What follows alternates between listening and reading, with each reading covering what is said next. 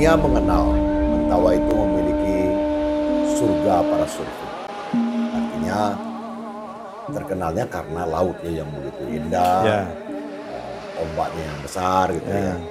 Tapi tentang kehidupan masyarakatnya, itu yang paling dikenal itu adalah Sikere gitu. Ya. Nah, yang memiliki tato masyarakat pribuminya.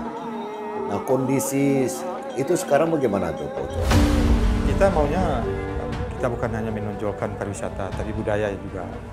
Jangan hilang budaya Mentawai. Tidak ada lagi yang 12, Pak. Pesawat kita penumpangnya besok week ATM 70. Bandara ini selesai paling cepat bulan Agustus. Dan ini akan diresmikan oleh Bapak Presiden. Oh iya, Ya. janji Pak Jokowi itu ya. Ya, pasirnya putih, kalah Bali. Oh iya. Lihat keunikan budaya, kemudian pariwisatanya, pantainya. Sangat menarik, indah. Surga dunia.